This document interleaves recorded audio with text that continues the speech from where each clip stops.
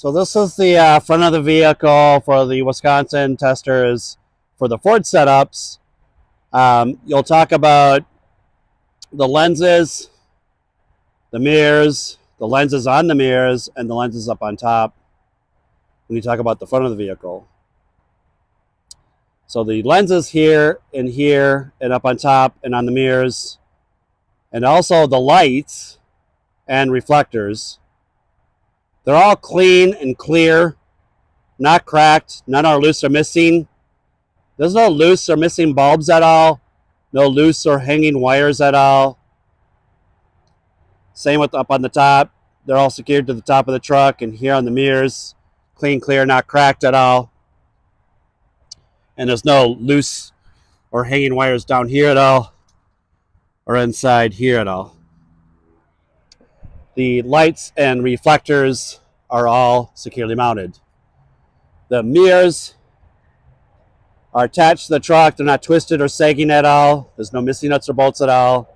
The arms there, they're not cracked or bent at all. The housings are intact, not loose or cracked.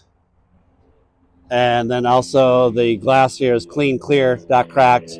I don't have any loose or missing mirrors at all. They too are securely mounted.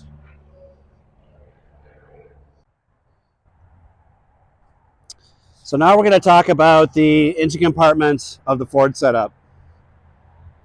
So a lot of the brake components and suspension components are pretty much the same. So we're just going to cover the engine components here on the Ford setup. So right here we have the coolant.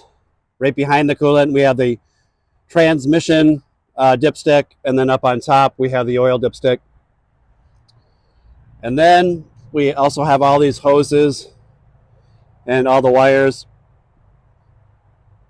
So starting with the coolant, you'll mention here that you would check this while the engine's off. It should be above the midline here and below this max line. If it were low or needed coolant, I would add it up here at the cap when the engine's off. Cap's not loose. The seal there is not cracked or leaking. This container too is not cracked or leaking at all. There's no missing nuts or bolts at all. It's securely mounted. These hoses too, they're attached. None of them are loose or sagging at all. They're not touching any hot parts at all. There's no missing nuts or bolts or tie down straps or loose or missing clamps at all. They're also not leaking at all. And then there on the top of the radiator, there's nothing leaking up there at all. And there's nothing leaking down here at all. The transmission fluid, you're going to check that right there when the engine's running. You're going to remove that dipstick, wipe it clean, reinsert it, pull it back out. It should be above the add line. If it's below the add line and needs transmission fluid, you'll add it here while the engine's running with the funnel. And then the oil level up there, you'll check that while the engine is off. You'll remove that dipstick, wipe it clean, reinsert it, pull it back out. Should be above the fill line, but if it's below the fill or add line, you're going to add oil here on the passenger side. Right there at that cap. Then you'll mention that the cap is tight. It's not loose, cracked, or leaking. The seal's in place. It's not cracked or leaking. And also it's not cracked or leaking here where it goes down to the motor. Power steering fluid, you're going to check this while the engine's running. It should be above this, should be above the add line right here. So there's an add line right there. Should be above that and below the hot line right over there. But if it's below this add line, you're going to add power steering fluid here once more while the engine's running. The cap is on there tight. The seal's not cracked or leaking. The container here is not cracked or leaking at all, and there's no missing nuts or bolts at all. This container is not loose. It's securely mounted. And then you'll talk about the electrical lines being plugged in. None of the electrical lines are sagging or loose at all. They're all connected. They're not touching any hot parts at all. The hose is running to the power steering reservoir to the gearbox down below too as well.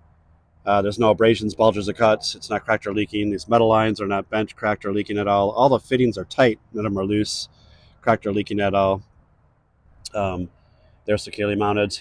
And then here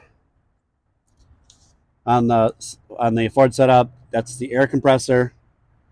And then right behind the air compressor, it's a little hard to see here, inside the air compressor, right behind there is the alternator. Both the air compressor and the alternator and the water pump so it's up on top there. They're all belt driven. So you're talking about the drive belt. The drive belt is not cut, torn, or frayed. It's the proper tension. The alternator too is not cracked, bent, or dented. It's also plugged in. There's no corroded or exposed or loose wires at all. They're plugged in, like I said. There's no missing nuts or bolts, securely mounted. And the air compressor too is not cracked, bent, or dented or leaking. You're going to listen for air leaks there. It's also, there's no fluid leaks there either. And then you're going to talk about the drive belt that powers the water pump too. It's a little hard to see, but it's on the top of the motor there. Or you would have to crawl underneath the truck here to see the water pump. The water pump is not cracked, bent, or dented, or leaking at all.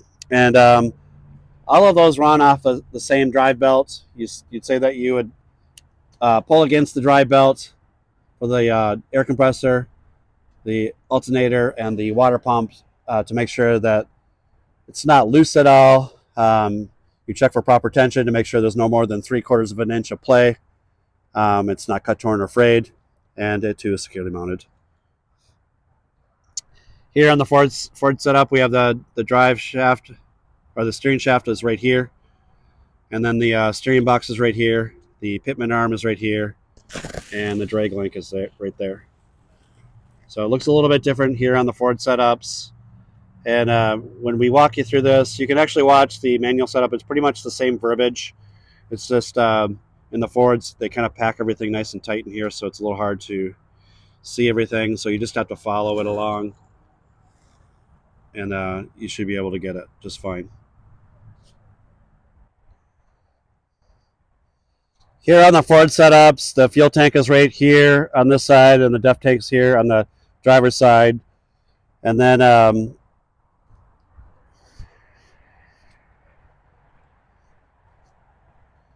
the battery box is right here. And there's also a reserve fuel tank over here too as well. So when you talk about fuel tanks and stuff, you'll mention about these tanks and the batteries inside this box, the box itself.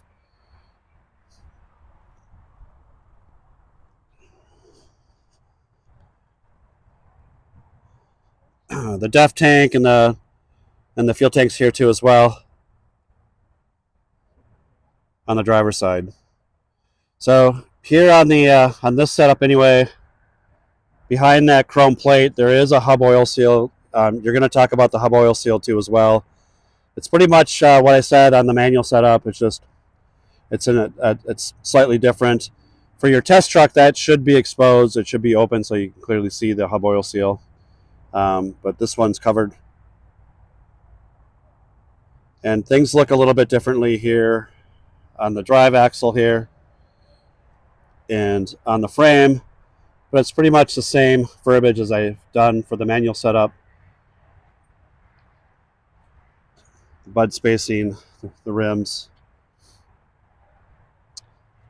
the coupling, the fifth wheel skid plate, air and electrics, the hoses here, they kind of pack things in a little tighter.